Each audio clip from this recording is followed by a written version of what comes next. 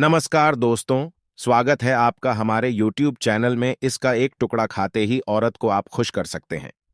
मर्दों के लिए अमृत है यह पौधा। सत्यानाशी या घमौरी एक अमेरिकी वनस्पति है, लेकिन भारत में यह सब स्थानों पर पैदा होता है। सत्यानाशी के किसी भी अंग को तोड़ने से उसमें से स्वर्ण सदृश्य पीत वर्ण का दूध निकलता है, इसीलिए इसे स्वर्णशीर भी कहते हैं। ये सत्यानाशी का पौधा है, जिसे शास्त्रों में सिद्धियों को देने वाला और रोग मुक्त अर्थात निरोगी काया देने वाला कहा गया है। वैसे हम लोग अपने काम को सिद्ध करने के लिए अलग अलग कई तरीके उपाय करते हैं, और कुछ लोगों के उपाय सिद्ध भी हो जाते हैं। लेकिन फर्क क्या होता है? सही तरीके से सही मुहूर्त पर अगर कुछ उपाय करें तो वह उपाय सारे के सारे कारगर होते हैं। और आज मैं फिर से एक बहुत ही सुंदर सी वनस्पति के बारे में जानकारी लेकर के आया हूं। अगर आप इस उपाय को करके सिद्ध करके अगर इसका उपाय कर लेते हैं तो यकीन मानिए आपका हर काम पूरा होगा। वैसे तंत्र शास्त्र में आज मैं जिस पौधे के बारे में बताने जा रहे हैं, इस पौधे के बारे में अनेक सारे टोटके बताए गए, लेकिन उनमें से मैं कुछ खास उपाय मैं लेकर के आया हूं, जिन उपायों को करने से आपके जीवन में चल रही परेशानी है, जो धन संबंधित समस्या है, घर में अनेक प्रकार के दिक्कत होते हैं, गृह दोष लगे, उन सारे के सारे दिक्कतों को यूं ही चुटकियों में खत्म कर देता है। लेकिन उसके साथ साथ ये पौधा केवल यदि देखा जाए तो तंत्र शास्त्र के अनुसार काम करता ही करता है, लेकिन इसकी आयुर्वेदिक दृष्टि से भी देखा जाए तो कई सारे फायदे हैं। तो मैं आज के इस वीडियो में दोनों प्रकार के ज्ञान आपको दूंगा। सबसे पहले मैं तंत्र शास्त्र के अनुसार बातें करूंगा, उसके बाद से आयुर्वेदिक दृष्टि से यह कैसे काम करता है, उन सब चीजों को भी जानेंगे। मतलब ये पेड़ पौधे की जो जानकारी होती है बहुत ही जरूरी होती है। पेड़ पौधे के बारे में अर्थात जड़ी बूटी के बारे में जिसे भी ज्ञान होता है उसे कहीं पर भटकने की जरूरत नहीं होती।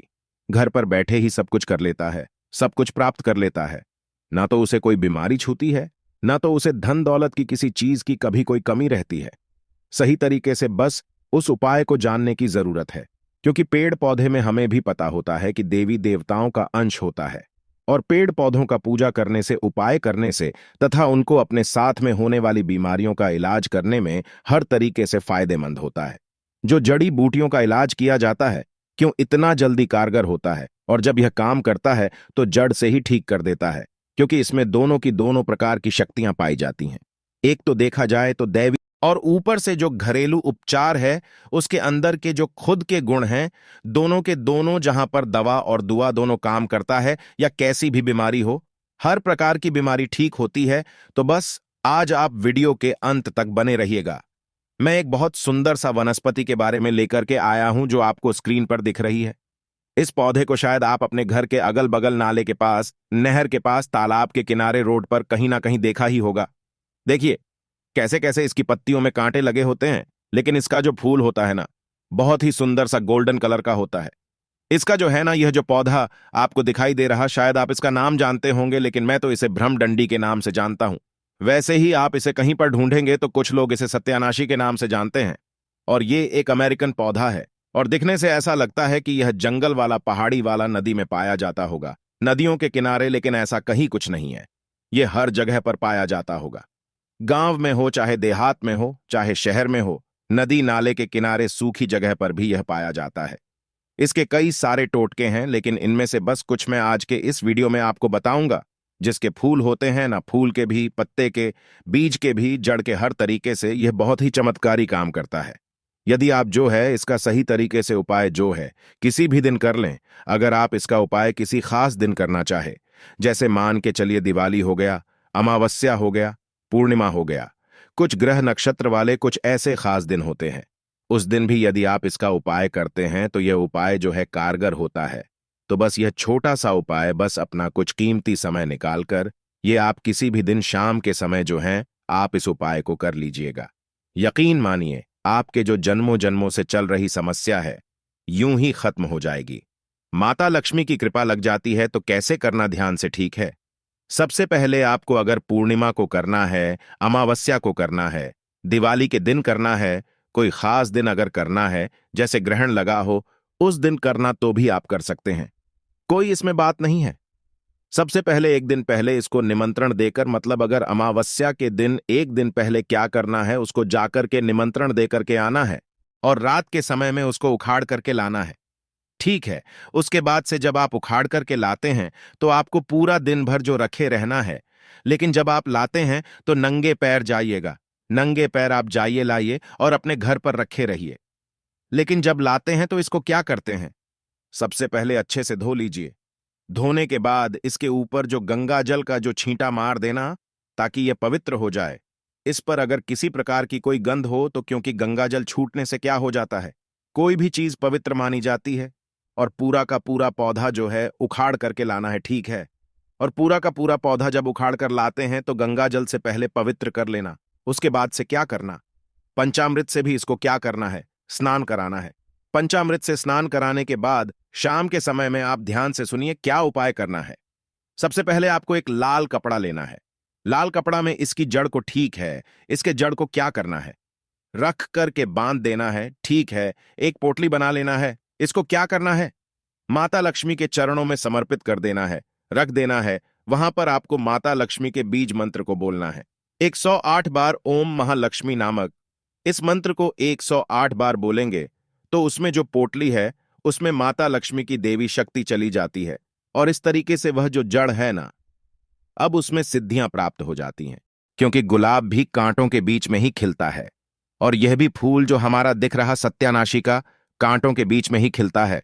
इस अगर फूल को, पीला कलर का फूल को अगर बहुत ही सावधानी से तोड़ करके अगर भोले बाबा के शिवलिंग पर चढ़ा देते हैं, भगवान शिव को चढ़ा देते हैं, तो भोले बाबा अति प्रसन्न हो जाते हैं। और खास तरीके से सोमवार के दिन, यदि सोमवार के दिन भगवान शिव के मंदिर में जाकर के इस फूल को चढ़ा देते हैं तो भोले बाबा अति प्रसन्न होते हैं।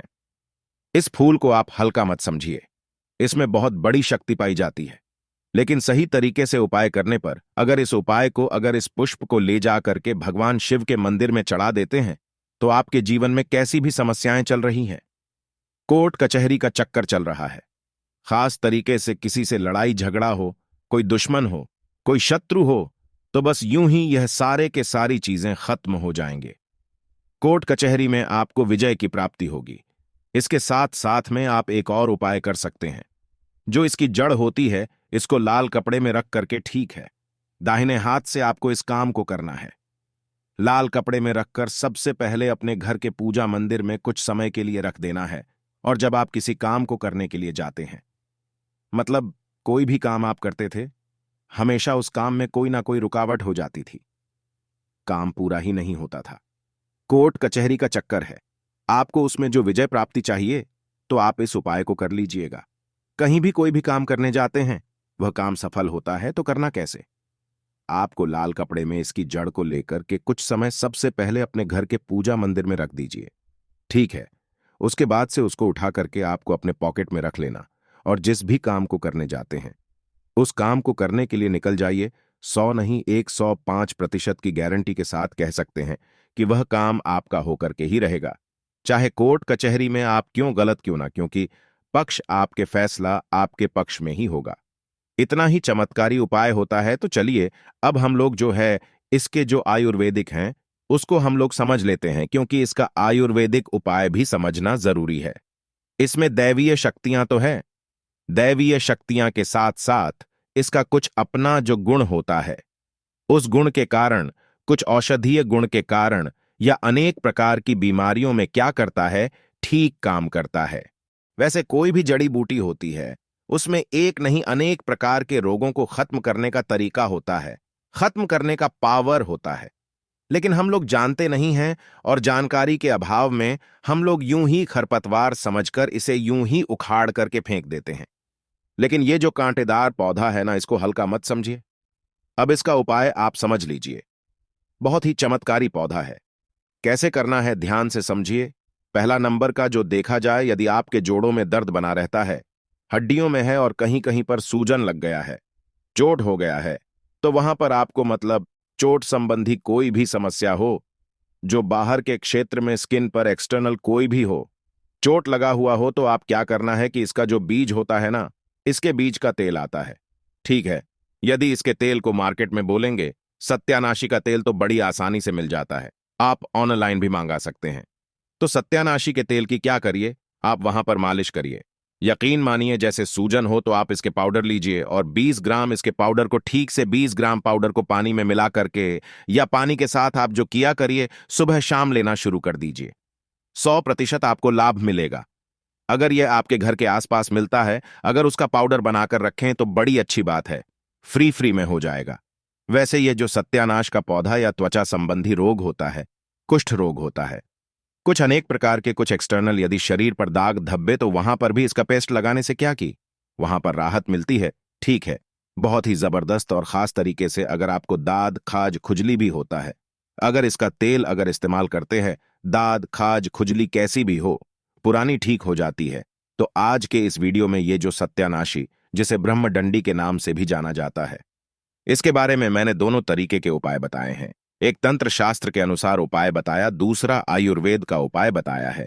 किसी भी पेड़ पौधे में दोनों प्रकार के गुण पाए जाते हैं जो जड़ी बूटियां होते हैं।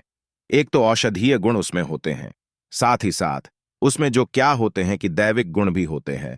तो दवा और दुआ दोनों काम करते हैं। जब दवा और दुआ जहां दोनों काम करते हैं वहां पर आदमी कैसे निराश रह सकता है, उसके जीवन में कोई समस्या नहीं आ सकती। पेड़ पौधे होते हैं ना, इनके बारे तंत्र शास्त्र के अनुसार आयुर्वेदिक ज्ञान होना बहुत ही जरूरी होता है। दोस्तों, आज की वीडियो में बस इतना ही उम्मीद करता हूं आज की यह वीडियो आपको पसंद आई होगी। पसंद आई हो तो वीडियो को एक लाइक और चैनल को सब्सक्राइब जरूर कर दीजिएगा। साथ ही कमेंट बॉक्स में हर हर महादेव लिखना ना भूलें। धन्यवाद।